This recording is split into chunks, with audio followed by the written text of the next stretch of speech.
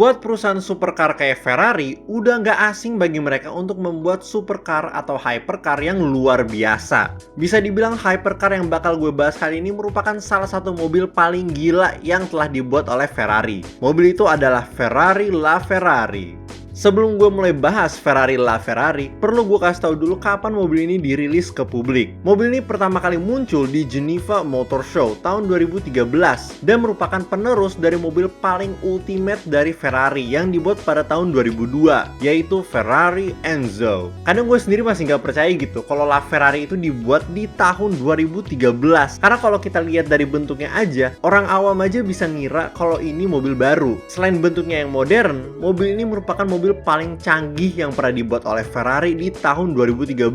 Karena ini juga merupakan mobil Ferrari pertama yang menggunakan sistem hybrid. Mobil ini menggunakan mesin 6.3 liter V12 yang menghasilkan 789 horsepower. Ditambah sama satu motor listrik dengan sistem KERS, dan LaFerrari menghasilkan total tenaga sebesar 950 horsepower. 0 ke 100 dalam kurang dari 3 detik dan punya top speed 350 km per jam. Jelas itu bukan performa yang sembarangan ya. Nah tadi buat yang merhatiin, gue bilang kalau LaFerrari menggunakan sistem KERS atau Kinetic Energy Recovery System. Ini merupakan sistem yang juga digunakan di F1, dimana setiap kali lu ngerem mobilnya, tenaga kinetik yang dihasilkan dari ngerem mengisi ulang baterainya. Selain itu, sistem hybrid ini juga punya fitur yang keren banget, dimana selain baterainya bisa diisi dengan tenaga kinetik, baterainya juga dapat diisi kalau mesinnya menghasilkan torsi yang melebihi keperluan. Pertama kali sih gue denger ada sistem hybrid kayak gitu. Kalau kita lihat bodinya, LaFerrari kayak yang tadi gue bilang,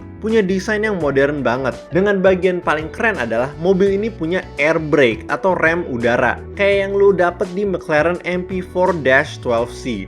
Dimana sayap belakang ini bakal aktif dan membantu untuk ngerem lebih cepat. Sedangkan untuk interiornya, Ferrari minta saran langsung sama kedua pengemudi Ferrari di tahun 2013, yaitu Fernando Alonso dan Felipe Massa, supaya posisi duduknya sesuai dan efisien. Tapi gue sendiri sih nggak tahu apa yang membuat sebuah posisi duduk dalam tanda kutip efisien ya. Mungkin ada semacam ilmu mengenai posisi duduk yang gue nggak tahu ya. Terus di setirnya ada banyak banget tombol.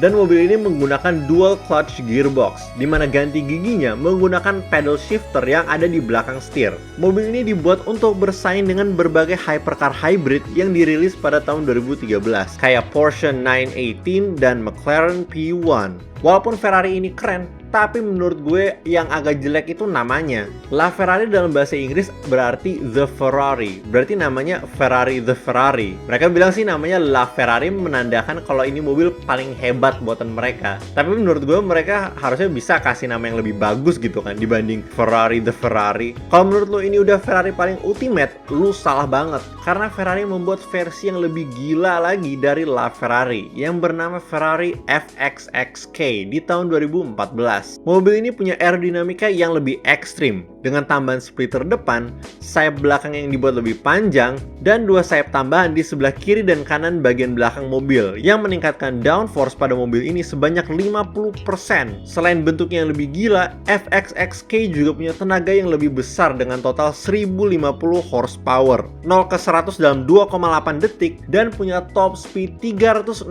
km per jam. Karena saking gilanya mobil ini, FXXK cuma bisa dipakai di sirkuit. Tapi kalau lu kira ini udah paling gila, salah banget. Karena di tahun 2017, Ferrari membuat FXXK Evo, sebuah versi upgrade dari FXXK. Dan seperti yang lu bisa lihat, mobil ini punya bentuk yang lebih gila lagi, dengan sayap belakang yang besar dan tambahan sirip belakang yang membuat FXXK Evo punya 23% lebih banyak downforce dibanding FXXK yang standar. Yang berarti mobil ini bisa menghasilkan downforce sebesar 830 kg kalau ngebut pada kecepatan maksimal.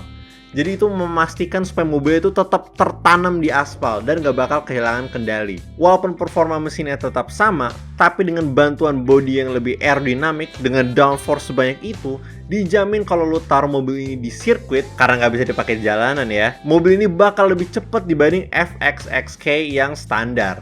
Oke guys, sampai situ dulu untuk video kali ini. LaFerrari, walaupun namanya nggak bagus, adalah mobil yang menjadi penerus dari Ferrari Enzo.